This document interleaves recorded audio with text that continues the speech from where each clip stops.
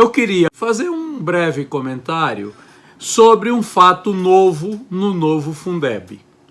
O novo Fundeb prevê, como era no antigo, que as receitas são reajustadas anualmente, mas prevê também que a cada 10 anos as fontes de recursos e as regras do Fundeb serão rediscutidas.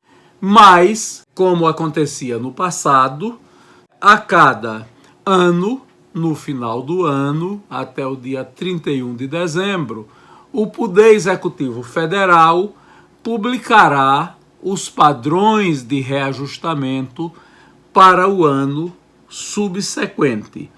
E isso é muito importante. Por quê? Primeiro, porque até 31 de dezembro será estimada a receita total dos fundos para o ano seguinte.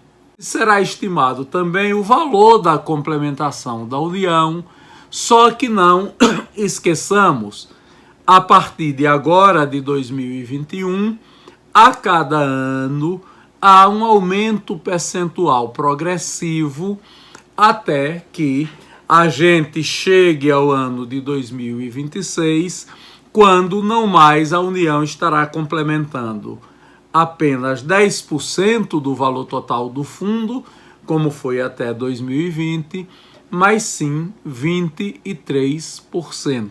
E além disso, algo importante, e vou reafirmar a importância da gente ficar atento quanto a isso, a estimativa dos valores anuais por aluno no âmbito do Distrito Federal e de cada um dos estados. O chamado VAF, o valor anual por aluno.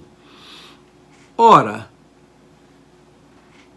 se estabelece o VAF mínimo, o valor anual mínimo por aluno em cada estado. E isso é fundamental, porque em cima desse valor é que são feitos todos os cálculos de valores de redistribuição do Fundeb por município, ao que tanto a rede estadual como cada rede municipal tem acesso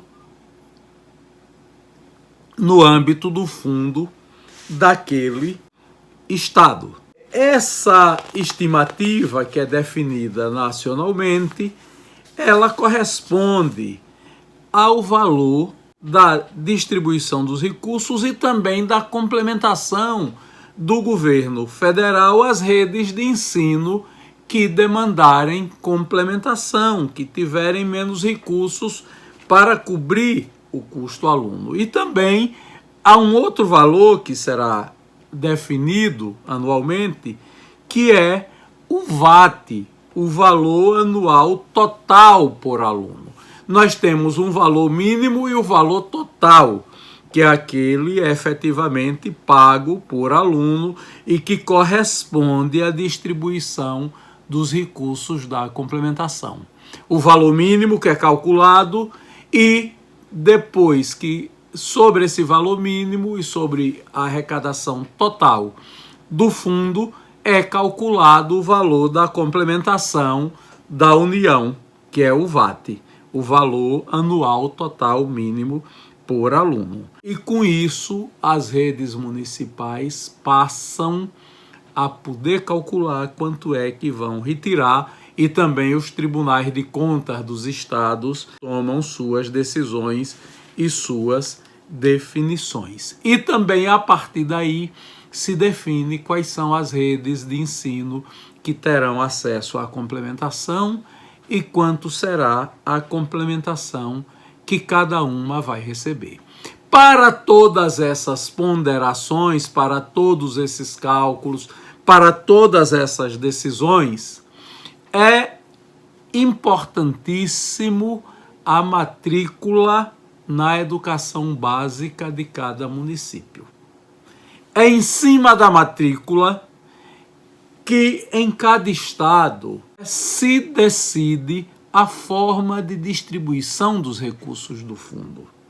O fundo o volume total do fundo no Estado, dividido pelo custo aluno, e esse valor de custo aluno é redistribuído entre os municípios de acordo com a matrícula de cada um. É redistribuído com a rede estadual de acordo com a matrícula da rede estadual, pelo número de alunos matriculados nas respectivas redes de educação básica pública presencial. Por isso que é importante uma coisa. Veja, durante anos a gente tem assistido, muitas vezes, municípios que não querem assumir a sua responsabilidade para com a oferta integral de ensino fundamental. Há municípios que ainda são resistentes. Os municípios têm a obrigação constitucional de oferecer educação infantil. Os municípios têm a obrigação de oferecer ensino fundamental. Obrigação que pode ser compartilhada com o Estado, mas é ideal que o município assuma. E por essa nova fórmula, por esse novo modelo de Fundeb, se o município assume, o volume de recursos que vai chegar ao município será um volume significativo. O município vai poder ter um orçamento de educação mais robusto, capaz de suportar maiores demandas e de oferecer um ensino de qualidade com base nos novos critérios de ponderação do valor anual por aluno. Né? Então é muito importante que os municípios considerem isto, porque tudo isto vai ter impacto nas diferenças e nas ponderações quanto ao valor anual por aluno. O VAF, que é aquele valor mínimo, o VAT, que é o valor real, o VAR, né, que considera as ponderações entre as etapas, entre as modalidades, a duração da jornada, o tipo de estabelecimento de ensino que o Estado possui, que o município possui, a ponderação entre as etapas diferentes, entre as modalidades diferentes, as ponderações que consideram a duração da jornada, tudo isso adota uma referência de ponderação. Há uma ponderação básica, que é a ponderação de base 1, para os anos iniciais do ensino fundamental urbano. E a partir daí derivam outras ponderações, que são diferentes, os custos. Por quê? Alguém pode estar se perguntando, por que tantas ponderações diferentes?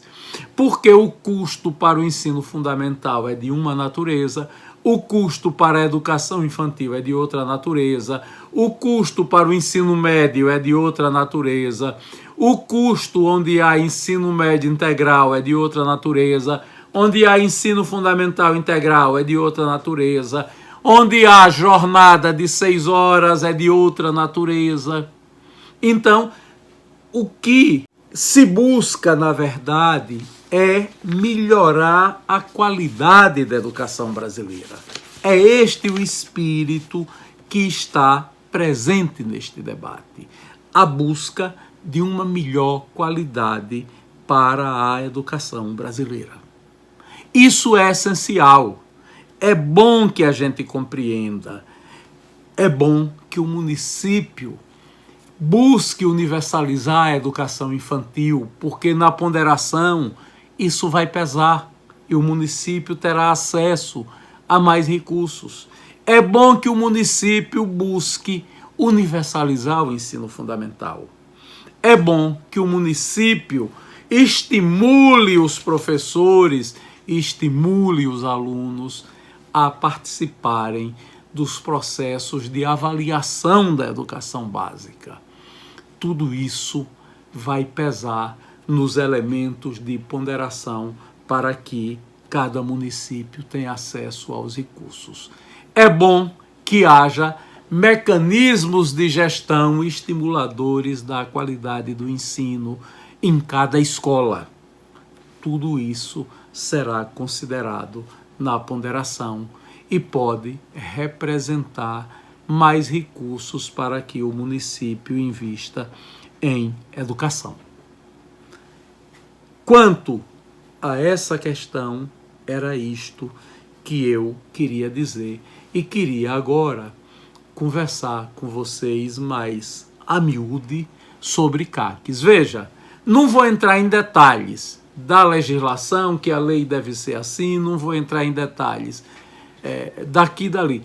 Eu vou tratar dos fundamentos, tentando dar luz, tentando mostrar sobre quais pilares se assenta essa engenharia.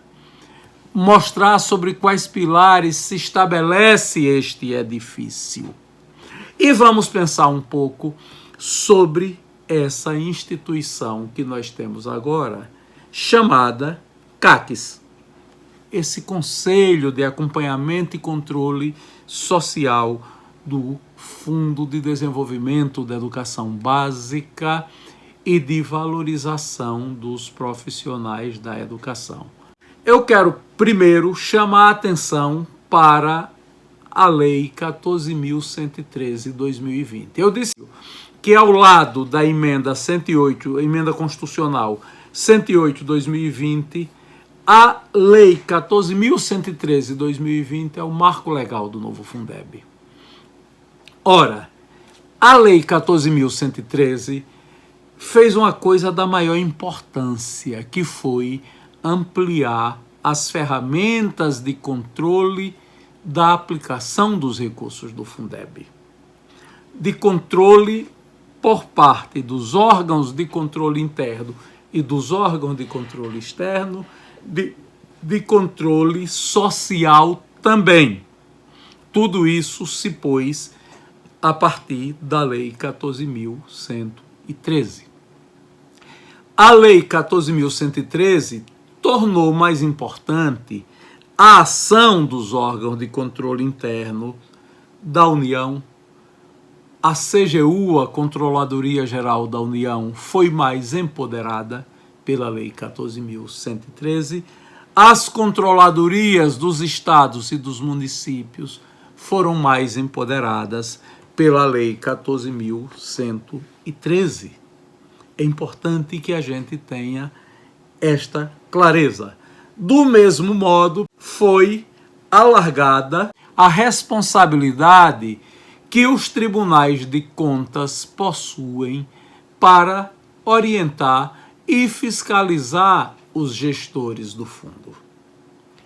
Esse alargamento de competências foi colocado pela Lei 14.113 para o Tribunal de Contas da União, para o Tribunal de Contas dos Estados, no caso do Estado de Sergipe, o Tribunal de Contas do Estado de Sergipe, para o Tribunal de Contas do Distrito Federal e Sergipe e vários outros estados não possuem nem Tribunal de Contas dos municípios, nem nenhum município possui seu próprio Tribunal de Contas.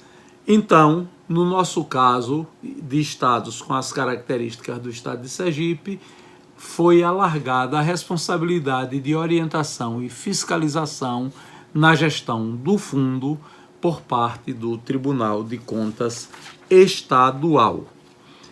Agora, quem efetivamente ganhou importância foram os conselhos de acompanhamento e controle social do fundo. Do Fundeb, o Conselho Estadual, o Conselho Federal Nacional de Controle do Fundeb, o Conselho de cada Estado, o Conselho do Distrito Federal e o Conselho de cada município passou a ter um papel central de empoderamento neste processo. Primeiro, os conselhos foram democratizados, mas é claro que todo o processo de democratização é também um processo de responsabilização.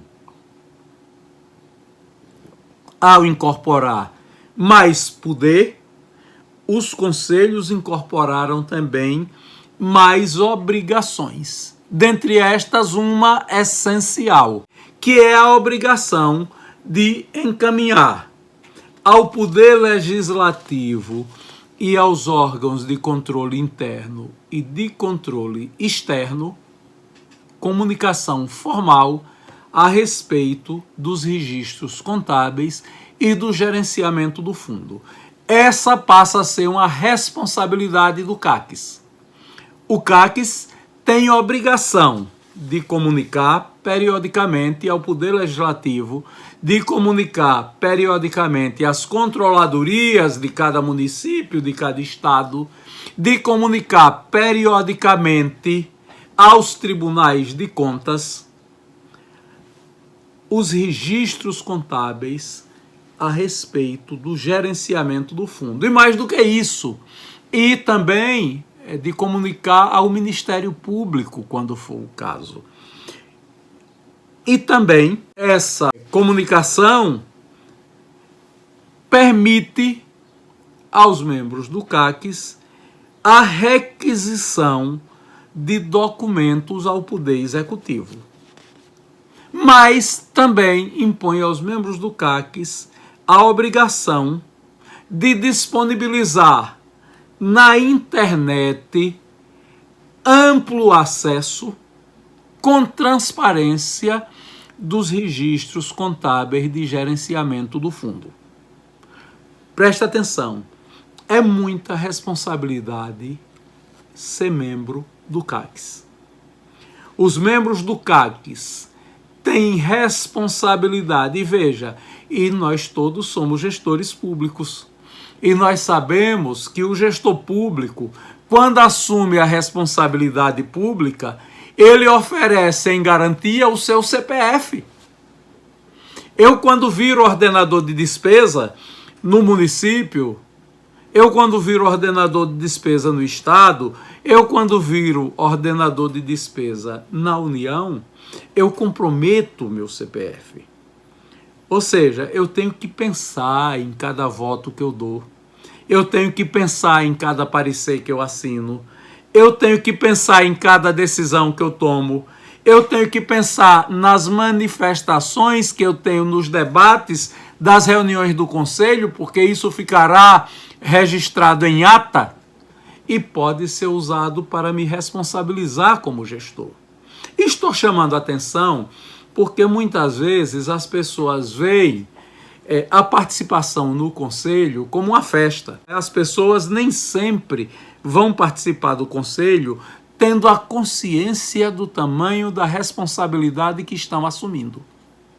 Mas é bom que cada um de nós, ao ser investido nas funções de membro do CACS, ou ao pleitear essa investidura, tenha consciência que nós estamos assumindo a responsabilidade de exercer controle, de acompanhar e exercer controle sobre a aplicação das contas do fundo.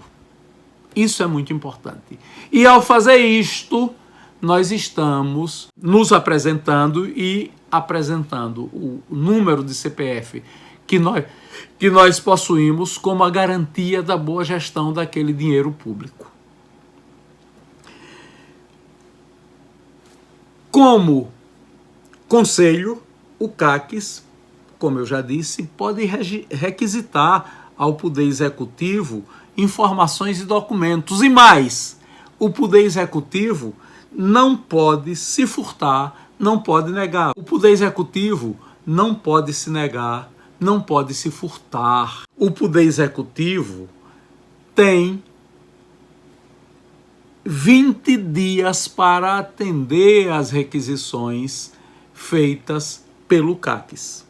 O Poder Executivo tem obrigação de entregar ao CACS, no prazo de 20 dias, os documentos que forem requisitados. E quando isto não fizer, o CACS aciona o Ministério Público e o gestor pode assumir o crime de responsabilidade, porque se negou a fornecer documento público à autoridade de controle assim definida pela lei.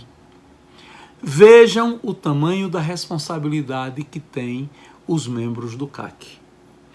Por isso, ser membro do CACs se tornou uma função da maior relevância, uma função da maior importância. E a investidura nessa função, a responsabilidade de ser admitido nessa função, se impõe com muita energia, se impõe com muita força. Ou seja, muitas vezes,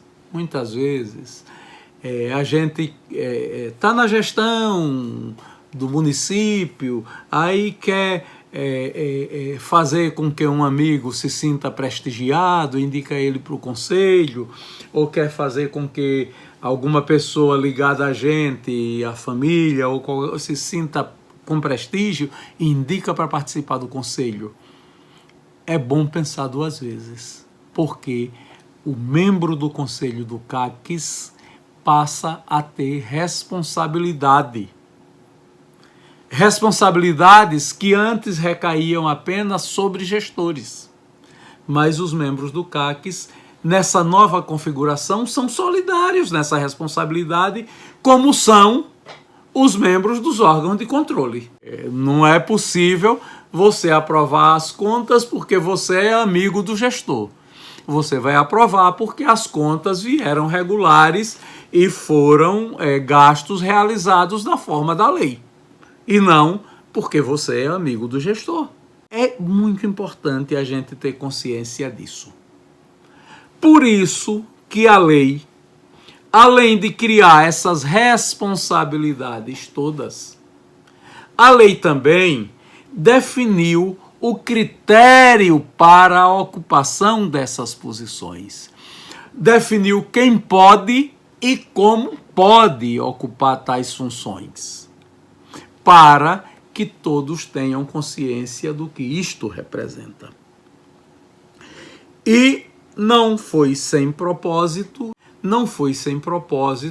que a lei deu a definição de como é que se compõe o CACs federal, como é que se compõe o CACs estadual, como é que se compõe o CACs municipal.